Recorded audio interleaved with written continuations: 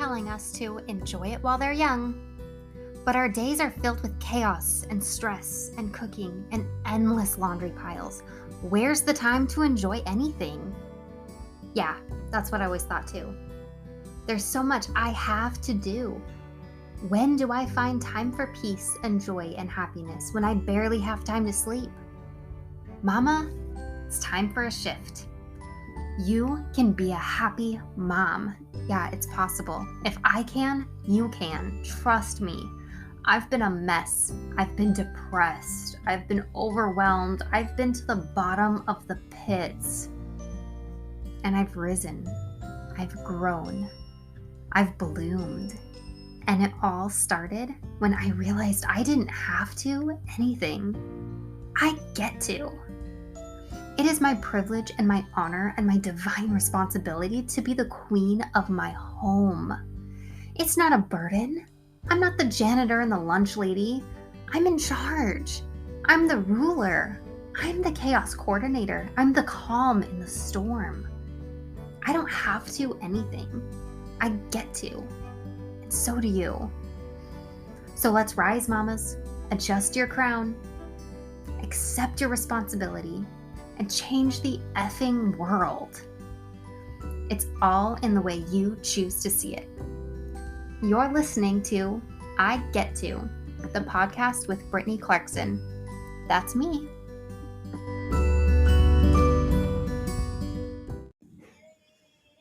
Well, friends,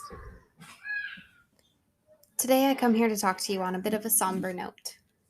I'm recording this on June 7th. The day after my podcast has officially launched out into the world.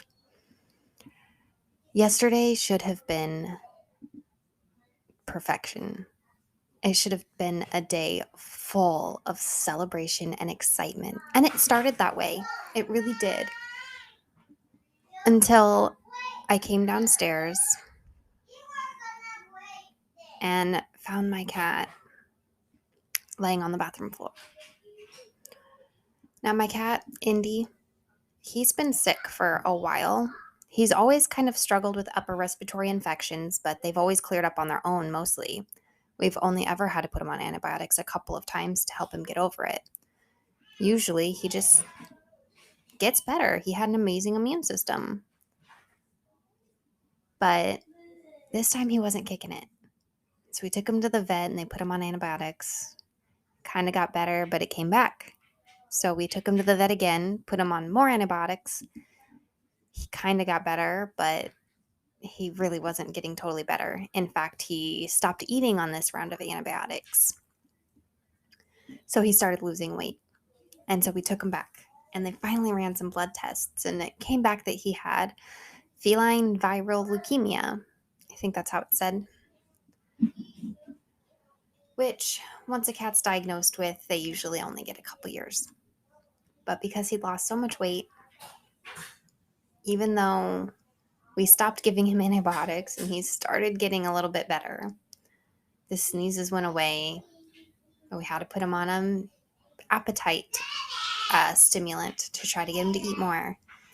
This cat wouldn't even eat tuna or wet food. All he wanted to eat was my dog's dry food that was spilled on the floor. And so we let him. We let him eat whatever he wanted, as much as he wanted.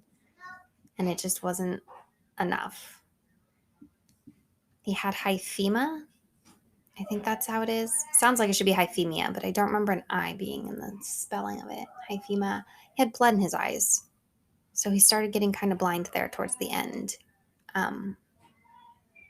which is a symptom of something more. And now we're thinking that he ended up with some kidney disease here towards the end. Well, yesterday morning when I came downstairs and saw him laying in the bathroom, kind of knew that was going to be the end.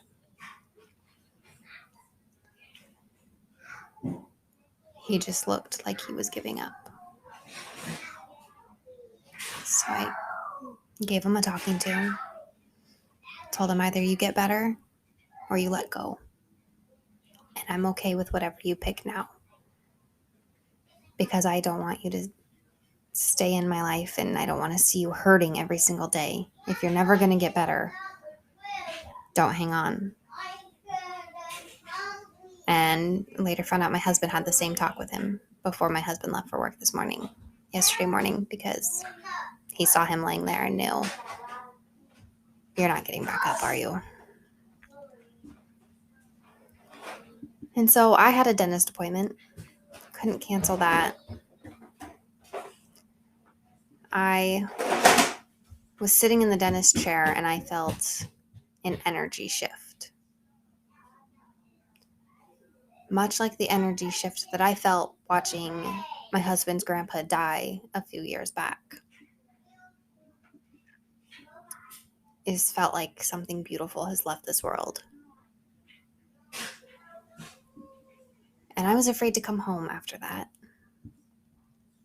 But I did. I came home and found him gone. And when I saw him, a sliver of my hope died. And I couldn't stop crying. And I realized I was crying not because my cat was dead. I knew this would happen. I mean, he's not going to live forever. And he was very sick. But I cried because I was still holding on to so much hope that he could have gotten better. I was holding on to hope that he would turn it all around and I'd have my big, fluffy, soft kitty back. And my hope died with him. Just a sliver, not all of it. And it turns out that my husband had this deep thought about him while he was at the farm store, which was around the same time I was in the dentist chair. And it's almost as if his soul had come to kiss us goodbye on its way to ascension. It's hard to accept when 9 lives aren't enough. In one way, it's just a cat, but in another way, this was our first baby together. You know, when I met my husband, I had my now 14-year-old dog, but this was the first one that we adopted together. We went to the shelter and picked him out from about a dozen kittens. He was so spoiled, so spunky, always climbing on all the shelves. He's a big time climber. He always wanted outside. Always. So yesterday we took him outside, let him lay in the sun in the grass. Spent all day with the family. Not yesterday, sorry. The day before. My days are blurred. Sunday, we took him out with us, and he wanted to spend the whole day with us. Just sitting with us, laying near us. So, of course, we let him. Kind of felt like he was trying to say goodbye, but so much hope because he was up and about. I thought maybe he is getting better. No, he knew he wasn't. Now we have to accept that death is inevitable. That we're going to lose the ones we love eventually. But the challenge is continuing to love deeply despite the fear of loss. When they're gone, it's going to hurt. Either because you loved them so much or because you regret keeping them at a distance. This is something that I have struggled with in a number of ways. It's a pattern of mine, and it might be of yours too, where I love something, so I push it away. Or, I love something, so I push it away because I'm afraid of losing it. Or I want something really badly, and I self-sabotage so that I don't get it because I'm afraid of failing and not getting it. Now, when we start to become mindful of our own thoughts and think about, well, where's this thought coming from? Where's this thought leading to? Why do I have this thought? And does it even make sense? To self-sabotage yourself so that you fail on purpose, so that you don't have to fail on accident. This is something I've done with my goals a lot. And it's actually something that earlier this year I discovered I did with my marriage. And I am so thankful that my husband is a ride or die committed man, because he sticks by me through everything. I mean, my goodness, in sickness and in health, he has stuck through so much negative mindsets and mental health issues. He has seen so many breakdowns that he doesn't struggle with mental illness. He's seen me go through this and he doesn't understand it at all, that poor man. But he sticks by me despite not understanding what the heck is going on with this chick. He's seen me a little bit crazy. And I tend to explode at him when I get that way. And oh my gosh, he doesn't deserve that. I don't deserve him. He is amazing for the things he has put up with. But yeah, in my marriage, I have kept him at a distance over the years because I'm so afraid that he was going to leave me. And see, that kind of logic doesn't really work out super well. Because if he didn't have this strong commitment to me, I mean, I've known other guys that would have walked away. If you're holding a man at arm's length and not letting him in, he's having to work for years to tear down this wall that you keep rebuilding between the two of you. A lot of guys would have left that. I've had guys leave that, in fact. And that was a lesson that I thought I'd learn a long time ago. But some of these lessons are patterns, and you have to keep relearning them in many different ways.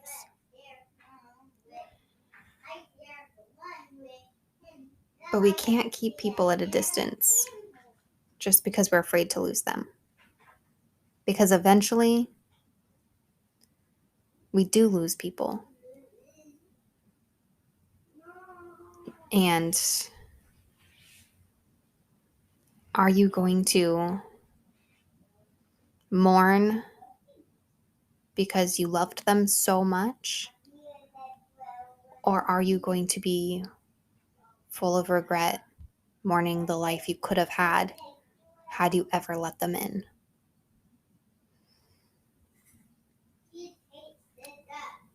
Those are the thoughts on my mind as we buried our cat last night. This quote popped on my Facebook this morning, kind of sparked this whole episode. If you focus on the hurt, you will continue to suffer. If you focus on the lesson, you will continue to grow. Even in your grief, even in tragedy, even in the upsets, even in the pain, we have to keep moving forward. We have to keep looking for the light, because it's the only way to overcome the darkness.